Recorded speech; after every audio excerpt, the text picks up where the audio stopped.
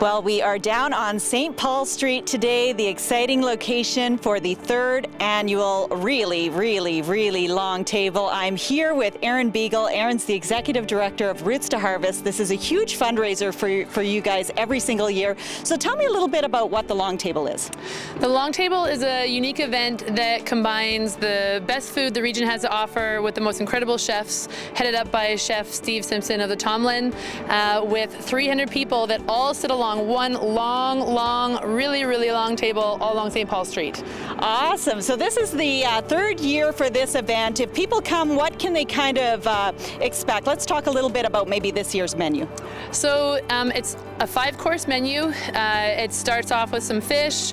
There's going to be some, and that's from some of the local fish from Eat the Fish. There'll be lamb and some bratwurst on there, some of the seasonal vegetables from around the region, with and then a dessert featuring strawberries from Baloo's Farm, because those are just in season right now too, and then seasonal cocktails as well. So the team at the Tomlin make up some really great cocktails to celebrate summer, and those are on offer, as well as some Ontario wines. And I think that should be mentioned too, that when we can't get local, we go for regional, and then it's Ontario food. And this collaboration of the chefs just put together this really beautiful menu that leads from one course to the next until it sort of culminates in dessert. Fabulous, and I hear some good beer as well.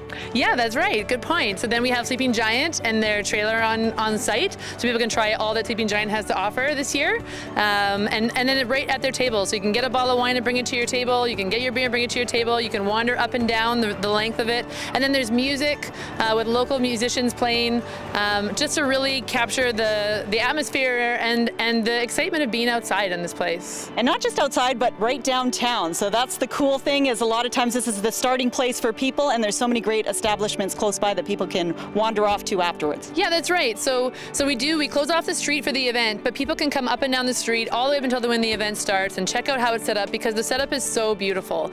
It's something that you just aren't used to seeing in an atmosphere like this.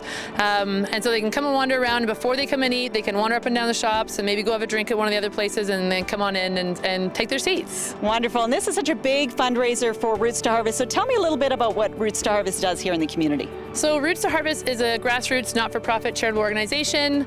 We work mainly with high school age youth all the way up to age 30, and using food as a tool to connect with them. So farming and gardening, cooking, and working in our urban spaces. This time of year we have, I think it's 20 kids employed between different urban spaces, learning what it takes to sort of be employed and attachment to that workforce. And then the school year, we're within all the gardens in the high schools. So we're looking after gardens, we're working with the students there.